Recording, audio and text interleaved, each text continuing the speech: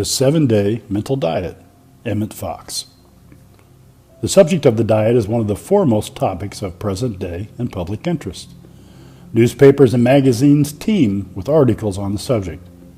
The counters of the bookshops are filled with volumes unfolding the mysteries of proteins, starches, vitamins, and so forth. Just now, the whole world is food conscious. Experts on the subject are saying that physically you become the thing that you eat, that your whole body is really composed of the food that you have eaten in the past. What you eat today, they say, will be in your bloodstream after the lapse of so many hours. And it is your bloodstream that builds all the tissues composing your body. And there you are. Of course, no sensible person has any quarrel with all of this. It is perfectly true, as far as it goes, and the only surprising thing is that it has taken the world so long to find it out.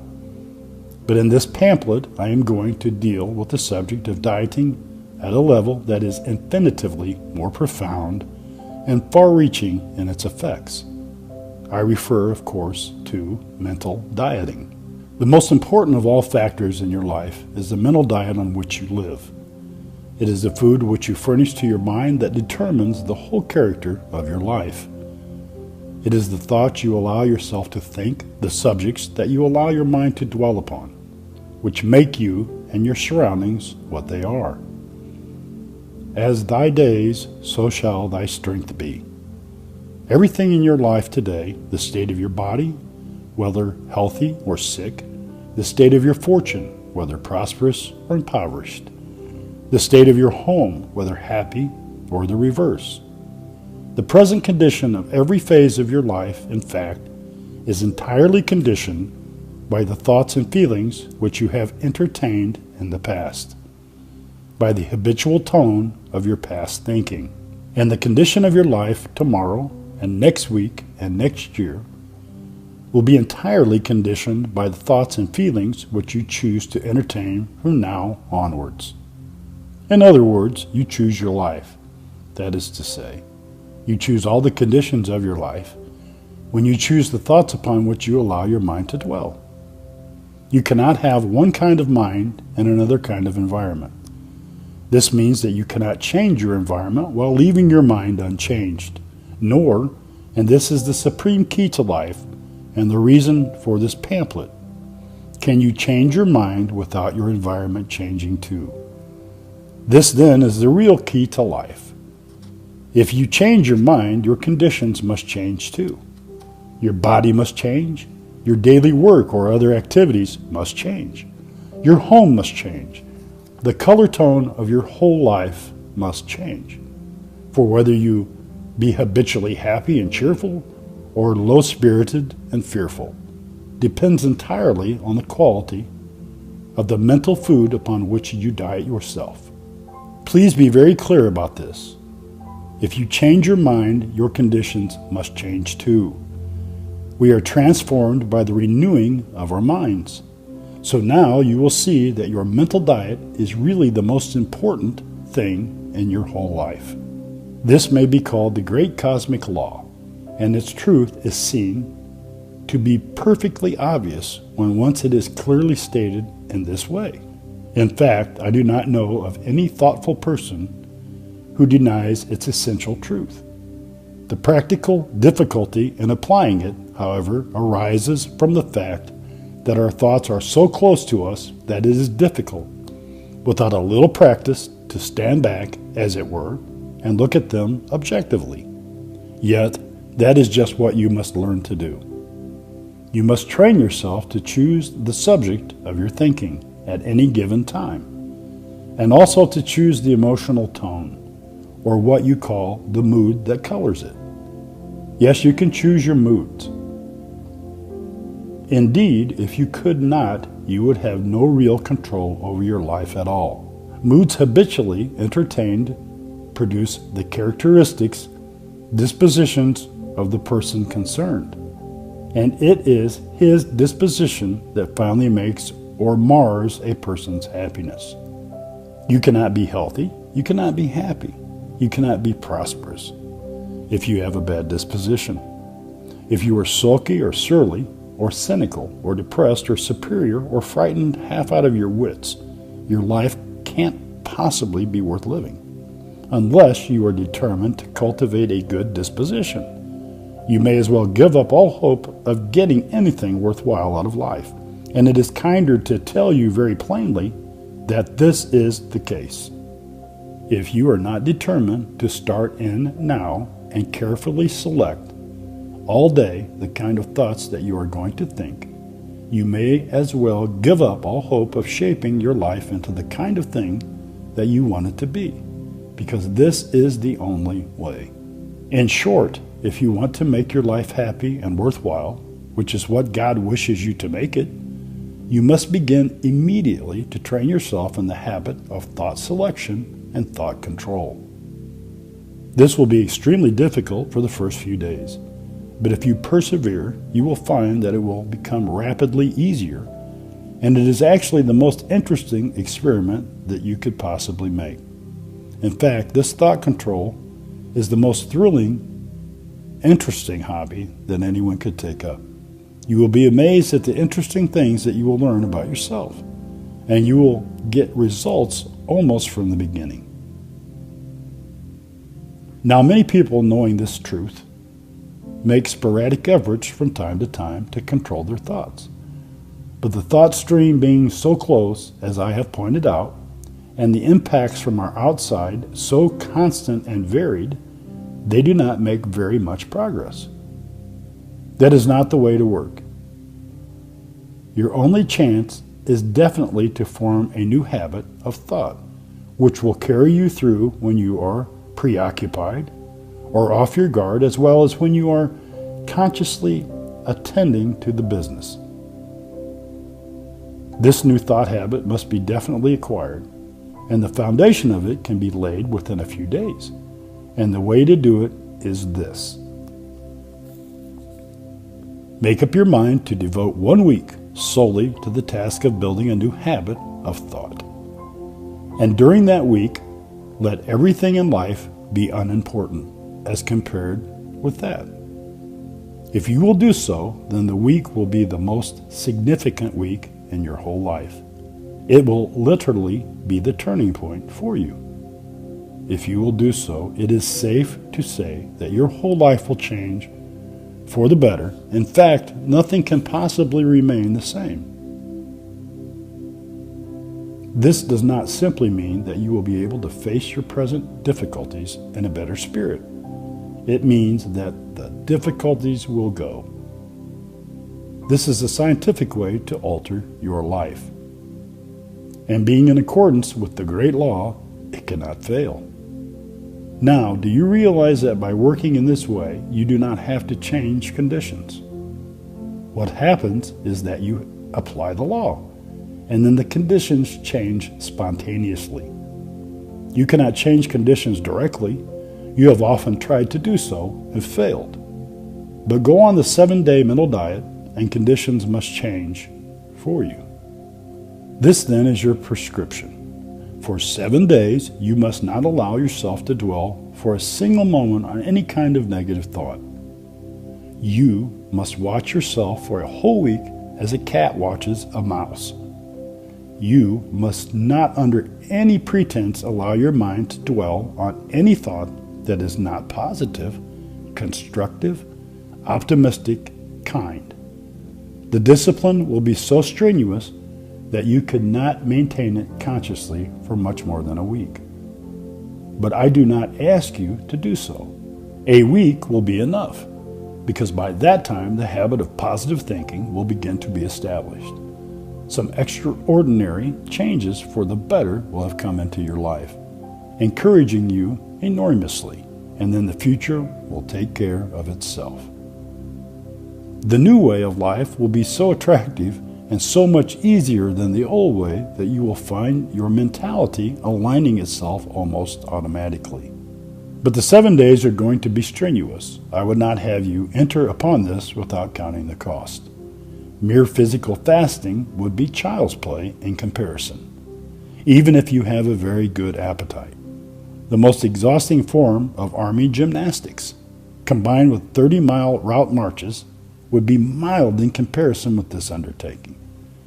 But it is only for 1 week in your life, and it will definitely alter everything for the better, for the rest of your life, here for all eternity, in fact. Things will be utterly different and inconceivably better than if you had not carried through this undertaking. Do not start lightly. Think about it for a day or two before you begin.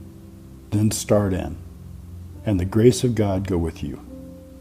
You may start any day in the week and at any time in the day. First thing in the morning, or after breakfast, or after lunch, it does not matter. But once you do start, you must go right through for 7 days. That is essential. The whole idea is to have 7 days of unbroken mental discipline in order to get the mind definitely bent in a new direction once and for all. If you make a false start, or even if you go on well for 2 or 3 days, and then for some reason fall off the diet, the thing to do is drop the scheme altogether for several days, and then to start again afresh. There must be no jumping on and off, as it were. You remember that Rip Van Winkle in the play would take a solemn vow of teetotalism, and then promptly accept a drink from the first neighbor who offered him one, saying calmly, "I won't count this one." Well, on 7-day mental diet, this sort of thing simply will not do. You must positively count every lapse, and whether you do or not, nature will. Where there is a lapse, you must go off the diet altogether and then start again. Now, in order, if possible, to forestall difficulties, I will consider them in a little detail. First of all, what do I mean by negative thinking? Well, a negative thought is any thought of failure, disappointment, or trouble, any thought of criticism, or spite, or jealousy, or condemnation of others, or self-condemnation, and thought of sickness or accident, or in short, any kind of limitation or pessimistic thinking. Any thought that is not positive and constructive in character, whether it concerns you, yourself, or anyone else, is a negative thought. Do not bother too much about the question of classification. However, in practice, you will never have any trouble in knowing whether a given thought is positive or negative. Even if your brain tries to deceive you, your heart will whisper the truth. Second, you must be quite clear that what this scheme calls for is that you shall not entertain or dwell upon negative things. Note this carefully. It is not the thoughts that come to you that matter, but only such of them as you choose to entertain and dwell upon. It does not matter what thoughts may come to you provided you do not entertain them. It is the entertaining or dwelling upon them that matters. Of course, many negative thoughts will come to you all day long. Some of them will just drift into your mind of their own accord, seemingly, and these come to you out of the race mind. Other negative thoughts will be given to you by other people, either in conversation or by their conduct, or you will hear disagreeable news, perhaps by letter or telephone, or you will see crimes and disasters announced in the newspaper headings. These things, however, do not matter, as long as you do not entertain them. In fact, it is these very things that provide the discipline that is going to transform you during this epic-making week.